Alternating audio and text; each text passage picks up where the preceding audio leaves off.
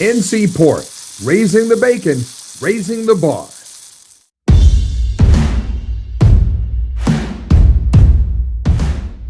Covering the state, the players, the coaches, the legends, the fans. NC Pork presents The David Glenn Show on the North Carolina Sports Network.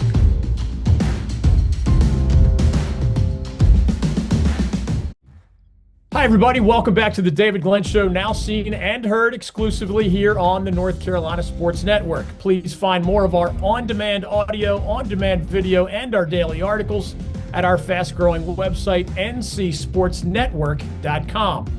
On today's edition of the program, we welcome a best-selling author and longtime National Football League writer who bravely tackled in a brand new book one of the great debates in NFL history. Was it Brady or was it Belichick? In their 20 seasons together with the New England Patriots, Coach Bill Belichick and star quarterback Tom Brady made it to 9 Super Bowls and won 6 of them. Our guest, New York Times bestselling author Gary Myers, somehow managed to get new interviews with Belichick himself, Tom Brady Sr., Julian Edelman, Joe Montana, and dozens of others with compelling perspectives on this topic.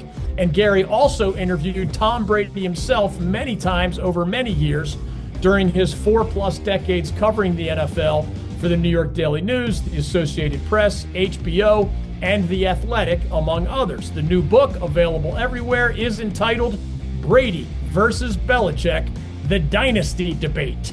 Gary, welcome to the David Glenn Show. How are you? I'm doing great, David. How are you? Doing very well. Excited to talk to you today. Let's start here. One of the many interesting points of view in your book actually comes from Tom Brady's father, Tom Sr. What did Tom Sr. say about the fundamental nature of that Belichick-Brady relationship? Well, first of all, I always felt that what Tom Sr. said that Tom, his son, was thinking but couldn't say himself. Yeah. And Tom Sr.'s complaint is that with Brady, it was always expectation rather than appreciation. And no matter how much Tom accomplished, he didn't feel that his son got the proper respect from Belichick. Now, early on, Tom enjoyed being coached hard by Belichick. I mean, that he had thick skin and he was so driven and competitive that he didn't mind it. And that went on for about 10 years. And then once he wins 3 Super Bowls and 4 Super Bowls, he's gone, enough already. Go pick on somebody else. You can throw 4 touchdown passes in a 31-3 victory, but if you threw 1 interception, then that's what Belichick would pick on. But not just privately, but in front of the team. And that can wear somebody down. The surprising thing is it took about 10 years for it to wear Tom down, where for most players it would probably take about 10 weeks. I know Belichick very candidly told you that he had no regrets about Brady leaving the Patriots for Tampa Bay after the 2019 season. Belichick even said, quote, Tom absolutely made the right decision. Why did Belichick say that he felt that way about that pivotal moment then and now? Well, a lot of it had to do with, David, that he kind of pushed him out. So he didn't leave Tom much choice. In the summer of 2019, they were talking about a new contract, and Belichick had gone to Kraft and pretty much told him, the guy's 40 years old or 41 years old. I don't think it's a good idea to invest, more than maybe a year at a time in him. And that didn't sit well with Brady. So he went to Kraft and got him to get rid of the last year of his contract in 2020 rather, and that he would just play under a 1-year contract in 19 and then be an unrestricted free agent, no chance of being a franchise tag player in 2020. So, I won't say it's disingenuous for Belichick to say he made the right decision, but he certainly didn't stand in his way and kick and scream and say, stick around, we're going to get this thing straightened out. even without your expertise, we know here in North Carolina that Bill Belichick, now of course at UNC, has extremely negative feelings toward the Crafts, father and son. Did Belichick share in his sit downs with you any of his more general feelings toward Tom Brady in particular, good or bad? Or are we just mostly left to guess about that? No, I think he has very positive feelings about Tom now. There was an awful lot of friction at the end of their relationship, brought on by Belichick always feeling it's better to get rid of a player a year too early than a year too late. And Tom Sr. always said, this is going to end ugly. Whenever it ends, it's going to end ugly because that's how it is. That's how it was with all of the players like Richard Seymour and Logan Mankins and Mike Vrabel, on and on and on. None of them got to leave on their own terms. Belichick either pushed them out the door or traded them. So, but now that they're both out of New England and they've had the benefit of 5 or so years apart, you get a different perspective at that point. You become more appreciative of what you accomplished rather than the grind as you were accomplishing. So I think at this point, Brady and Belichick are in a good place, maybe the best place they've ever been in. And it's because neither one of them work for the Patriots anymore. Gary Myers is joining us on the David Glenn Show. His brand new book is entitled Brady versus Belichick, The Dynasty Debate. It is out now officially. Some got some early copies, but y'all can get yours. It is available everywhere. Another amazing perspective. You track down the legendary quarterback Joe Montana for this book. He tells you that he gives his coach with the 49ers, Bill Walsh, 75% of the credit for the 3 Super Bowls that those guys won together in San Francisco. But then Montana also tells you that he would tweak those numbers when it comes to Brady and Belichick. What should those percentages be in Joe Montana's eyes? And how did he explain the logic behind those different sets of numbers? Yeah, I mean, he said it was strictly because Walsh was an offensive coach and Belichick was a defensive coach, and he called himself the mailman for Walsh, which I think is, he's selling himself short. Yeah. That Walsh would send in the plays and Joe would deliver it by, you know, coming up with a completion to Jerry Rice or whoever. And he said that he gave 60% to Brady and 40% to Belichick because Belichick was a defensive coach, which is true. But what it gets lost in this, and people have forgotten, is that in Brady's second year, 2001, in training camp as quarterback coach, Dick Rabine, who was most responsible for the Patriots drafting Brady, he's the one that wanted him and talked Belichick into it. He passed away that summer. And Belichick did not hire another quarterback coach. He had Charlie Weiss as the offensive coordinator, and Belichick became the de facto quarterback coach. He became very involved with Brady in the meetings. And so I think that it's easy. Montana wasn't close to that situation. Obviously, he wasn't there every day to know that Belichick was meeting constantly with Brady and had a greater influence on him early on than most people remember. It's hard for me to imagine either Belichick or Brady in their conversations with you being willing to break down this debate in percentages. Did you ever ask either of them that question, or do you even have an educated guess for how they might answer it? I did not ask him that question. I should have. I'm positive they wouldn't have answered it. They would have dodged it. Yeah. What do they each think? I mean, Belichick has been quoted as saying, it's all about the players. So I think he probably would have gone 50-50. Tom, Tom knows it was mostly him, especially the second part of the dynasty. And so if you gave him truth serum, he'd probably have it like 65-35. But I'm just guessing here. Sure. Mean, That's part of the fun. Rex Ryan was one of your interviewees who clearly cast his ballot for Brady. You think so? Uh, Vinny Testaverde was one who clearly cast his ballot for Belichick. So it's interesting to see the coach pick the quarterback, but the quarterback Yeah, picked that's the right. coach. Who are some others who were willing to sort of pick a side, even if they, of course, celebrate both? And what was an example of a really compelling argument in your eyes? Now, I'm trying to be respectful here, but you have to read the book. I can't give away everything. I mean, there was compelling arguments for both, and Rodney Harrison was one of the guys that said it's an insulting question because it's the team won it, and if you just say was it Brady or Belichick, you're disrespecting the team, and I can understand that, but the way the NFL is set up, it's a coach and quarterback league, and they're the only two spots on a team where a record is attached to their names. The one-loss record is attached to the coaches and the quarterbacks, not the defensive tackles or the safeties or the safeties. So that's just the way it is. But I understand, it is a team sport more than any other, but the coach and the quarterback are the two most important people in the organization. The NFL commissioner, Roger Goodell, told you that he still has one regret about how he handled the Patriots Spygate controversy. What was that regret and why did he feel that way? Well, after Spygate, I mean, the punishment in Spygate was $500,000 to Belichick, 250 to the Patriots, and they lost the first round draft choice. But Belichick had also promised Goodell that at his press conference the next morning that he would apologize. And so Goodell's watching the press conference, and the only apology that Belichick made was to the Crafts and to the Patriot fans, and maybe the players for causing a distraction. But he didn't apologize for breaking the rules, that everybody knew the rule existed. And so Goodell was livid. And he told me within a week or two of that he really regretted not suspending Belichick. And if he knew he wasn't going to follow through on the promise to apologize, that he would have suspended him.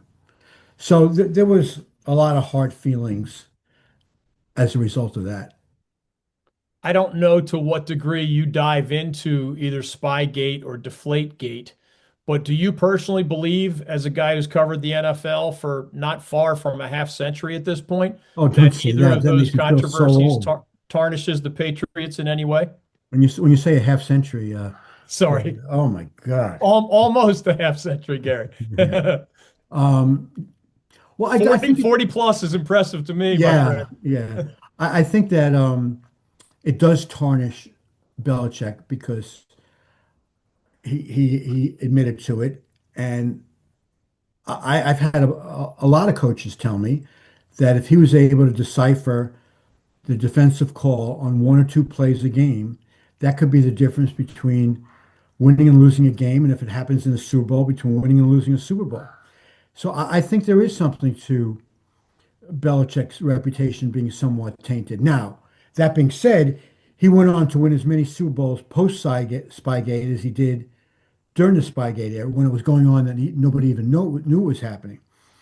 As far as the Flakegate, I felt at the time, I wrote it at the time, and I feel even now, it was the biggest bunch of garbage in NFL history, that it was a make-up call to the other NFL owners who were upset that Goodell did not punish the Patriots enough.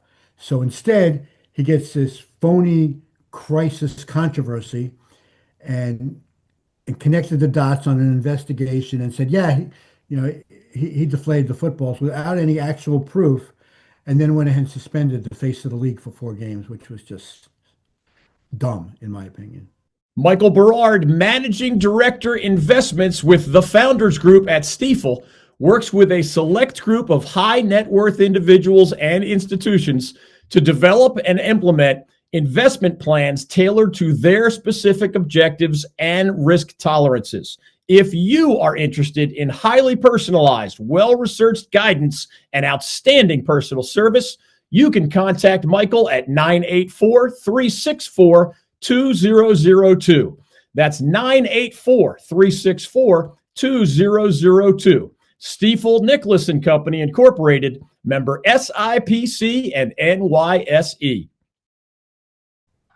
Gary Myers is joining us on the David Glenn Show. The new book again, Brady versus Belichick, The Dynasty Debate, available as of now everywhere here in North Carolina and otherwise. Among the other things you explore in the book, number one, what might have happened to Tom Brady if that Belichick guy had not made him that sixth round draft pick in the year 2000, but also what might have happened to that Belichick guy if Yeah. Brady had not come along. Obviously, you can't give away everything. We want people to buy the book, but what is, let's say, a tidbit that you can share about either one of those scenarios? Well, David, I think it's clear they needed each other. But what would happen? What would have happened to him if that didn't happen? Brady was a sixth round pick. He was very close to falling through the draft. And I mean, how many undrafted free agent quarterbacks ever go on to really do anything? And Kurt Warner, obviously, and he took such a circuitous route to get to the Yeah. Rams that, he showed a lot of fortitude to stick with it. If Brady just wound up with another team, even if he was picked in the seventh round, who's to say that coach would have found time in training camp to find out what Brady had? Belichick kept him as the fourth string quarterback. He didn't want to try to sneak him through waivers to put him on the practice squad because he had a good summer and he thought maybe the word got out that, this Brady kid is pretty good. So if he didn't wind up in New England, we may never have heard of Tom Brady in the NFL. It's very possible because a lot of these guys' success stories are tied to circumstances and where they wind up being in the right place at the right time with the right coach and the right quarterback situation. Belichick went into the 2001 season coming off a 5-11 season in his first year in New England, telling people in the organization, if we don't turn this thing around, I'm getting fired. And Wow. a lot of the people were his, and they probably would have been fired also. So Drew Bledsoe getting hurt in the second game of the season gave Brady an opportunity to play, which is something that Belichick wanted to do anyhow, and that gave him the opportunity to get Brady on the field. And Brady, in essence and in reality, saved Belichick's job because who knows what would have happened if Bledsoe didn't get hurt, when Belichick would have said, I'm making a switch. Kraft had just signed Bledsoe to a 10-year, $103 million contract. It wasn't going to be easy to walk into Kraft's office and say, I'm benching your face of the franchise. He's not my face of the franchise, he's yours, because Belichick really didn't like Bledsoe. So these are the kind of stories, not to this degree, because you're talking about the best coach and the best quarterback ever, but there are a lot of situations where if a guy wound up with one team instead of another, his career could have been totally different, good or bad. Gary talks to, among others, Bill Parcells, Jimmy Johnson, Tony Dungy, Mike Riley, Mike Martz, Herm Edwards, Bill Cower, very popular guy in my neighborhood because he's from North Carolina State Yeah. University, Charlie Weiss, Romeo Crennel, bunch of Patriots, Eli Manning, Phil Simms. So Tom Brady Sr. we mentioned earlier, and of course the key guys, Bill Belichick and Tom Brady himself over many, many years. A little closer to home, beyond your book, I'm just curious, were you, having followed Belichick so closely for so long, were you surprised, like almost everybody else, when he took a college job at a point where, well, he's now 73 years old? Yeah, to me, it just accentuated how desperately he wanted to coach because he picked the worst time in college football history to get into college football coaching for the first Yeah. time. I mean, who wants to deal with the NILs and the transfer portal? Um, he realized he didn't go through the hiring cycle this year. He did the first year. I'd say he came somewhat close to getting the Atlanta Falcons job and then didn't get it. He didn't even wait for the second cycle this year. I mean, he reached out to the Jets, intermediary of the Jets, which again shows how desperate he was because we all know the history of Belichick and the Jets. And he was told there's not a chance in the world.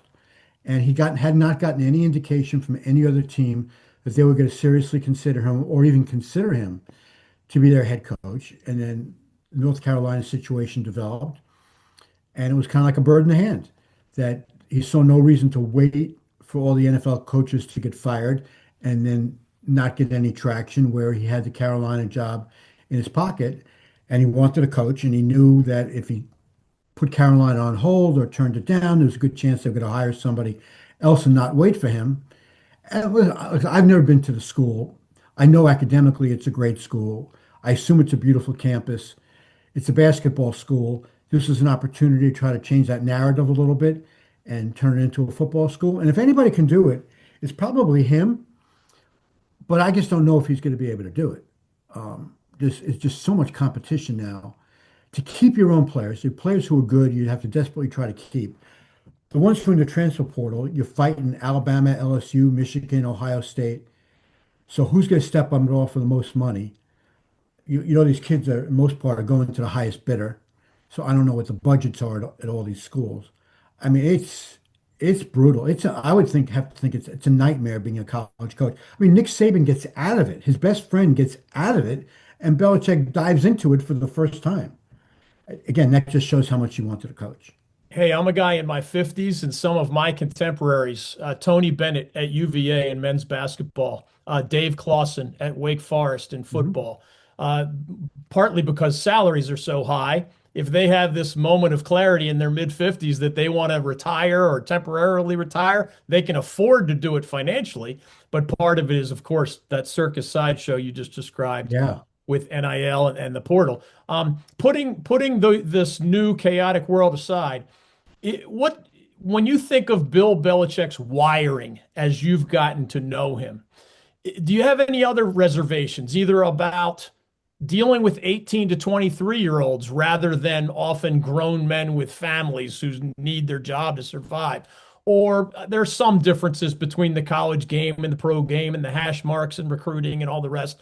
Or do you believe the way Bill is wired that he might have a girlfriend 1/3 of his age on the side, but there's something inside of him that will be relentless about at least giving his best effort to make Carolina football something that it hasn't been really since the turn of the century?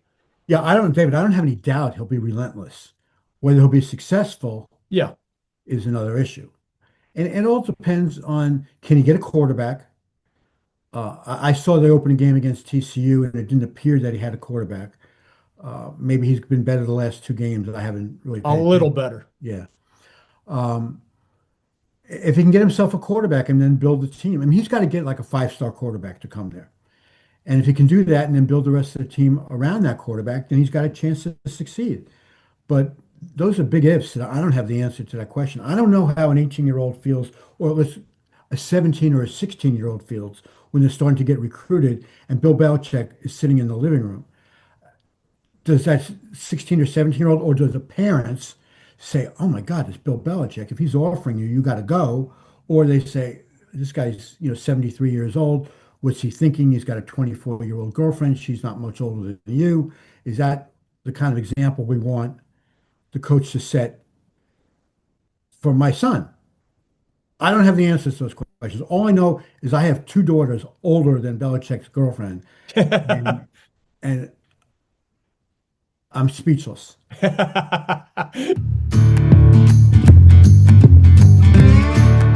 Tailgate 101 tips from NC Pork and the North Carolina Sports Network. I'm Mike Waddell, along with NC Pork CEO Roy Lee Lindsay. And Roy Lee, you've been watching football a long time, just like I have. Are you saying I'm old? I mean, come on now. I think between the two of us, we probably have a century of watching football. Yep. But everybody who's a big-time football fan loves tailgating, but they're also superstitious. What are your superstitions when it comes to football or tailgating? I can tell you this: if I was at home watching a big game on the television and the game's coming down to the end of the game, I can't sit in a chair. I will be standing up, pacing around the house.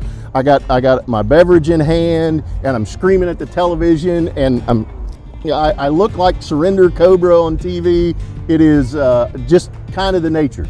When I'm at a game and I've gone and I've tailgated, there are a couple of things that I always do, and maybe they're superstitious, maybe they're not, maybe they're just good hygiene, if you will. I always take an extra shirt if I'm cooking because I'm going to get something all over me. I always take an apron, and I use my apron to try to help me keep my pants clean because I don't want to change pants in the parking lot very often. I change my shoes. I bring a pair of shoes that are comfortable to wear during the day, especially when it's hot, you get sweaty, your socks get sweaty. Change out your shoes and socks. You'll feel a whole lot better when you go to the game. And throw an extra stick of deodorant in the car. Your people sitting next to you will really appreciate it at the ball game. Those are just kind of things that you learn over time, and you don't really think about them until you get there and you spilled barbecue sauce on your shirt, and you're like, God, I don't want to wear this to the game. Now what do I do? And maybe that's a goal of yours, so you can buy a new T-shirt in the ball game and put it on. But I always pack an extra shirt. I pack extra socks and shoes, aprons, things like that to help me stay clean, ready to go. I wear the same visor to every ball game until we lose, and then we get out a different one and we start a new streak and go from there. Things like that, we all have them, and they are as much a part of college football as anything. And I just say, live with them, embrace them. They are a part of who we are and what we do. Tailgating 101 tips from NC Port and the North Carolina Sports Network.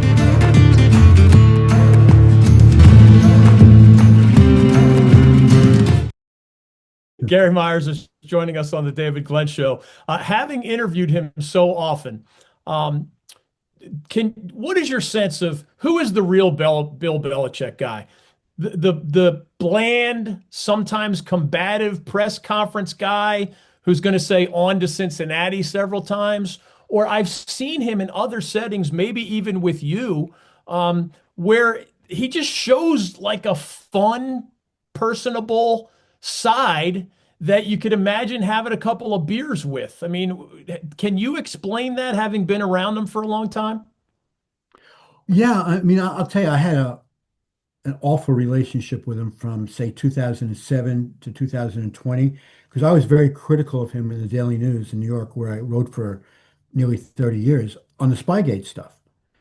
And I mean, I I wasn't as relentless as he is as a coach, but I pounded him pretty good. Got it. And so whenever I was up in New England at press conferences, if I asked a question, he would answer it. But considering I've known him since 1979, you'd never know that in the way he talked to me. And I always felt that he disrespected the media for no reason whatsoever.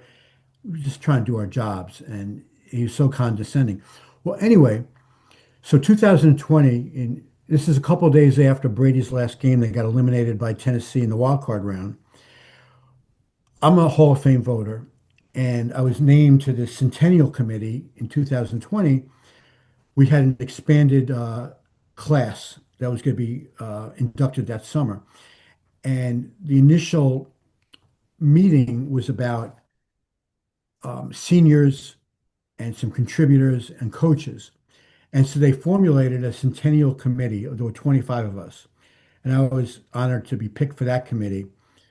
And I knew Belichick was on the committee. So we have this meeting in Canton at the Hall of Fame, and I see two seats open. And so I sit down next to a friend of mine who is to the right, and I just see a red or a blue loose leaf binder, with the rings in the middle or whatever. And I had no idea who it belonged to. And the guy sitting to the other side says, Bill is sitting there. And I was saying, oh, Bill Polian. I like Bill Polian. They go, no, it's Belichick. I go, oh, this is going to be a long day because these meetings go 8 hours. And if we don't, you can talk to the person to your right, you can talk to the person to your left, and you can't really talk to anybody else in the room. Right.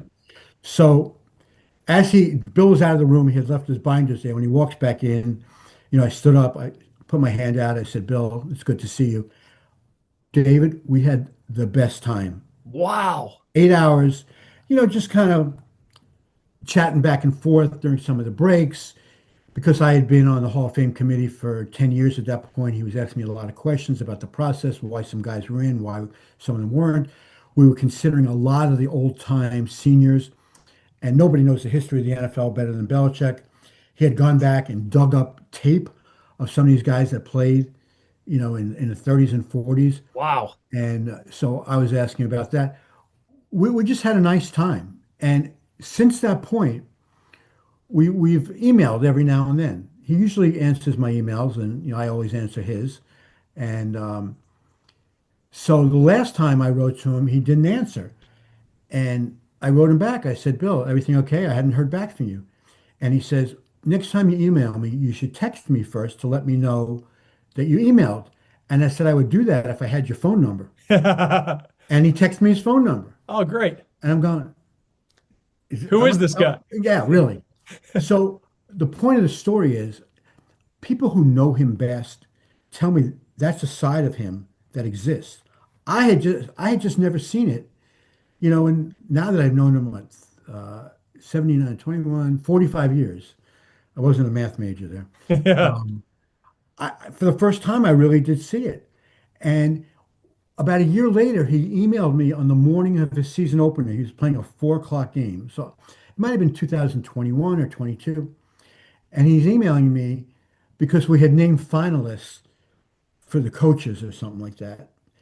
And he's emailing me asking me, how can whoever it was that he was interested in, how can he not be one of the finalists? What were you guys thinking? And I tried to explain, what happened in the meeting and stuff.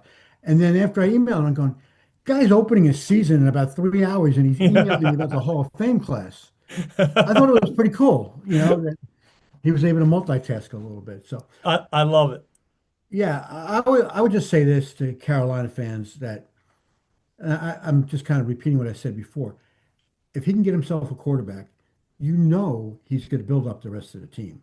Because defensive linemen and defensive players are going to want to play for him because he's going to train them to get into the NFL. Maybe not with the Patriots since he's not letting them scout his practice. But we're already seeing some of that on the recruiting trail and otherwise. Yeah. Last thing for you, because I Yeah. know you have another commitment. His Yeah. name is Gary Myers. Check out the new book, Brady versus Belichick, The Dynasty Debate. And however long you'd like to share, just anything else about the new book that you want people to know about, maybe that we did not touch upon yet. yeah, I think the point to make here is that I didn't consider what happened with Brady in Tampa or Belichick in New England after Brady left. I didn't consider what happened with Belichick in Cleveland. To me, that stuff is irrelevant, David. It's who deserves the credit for what they did together.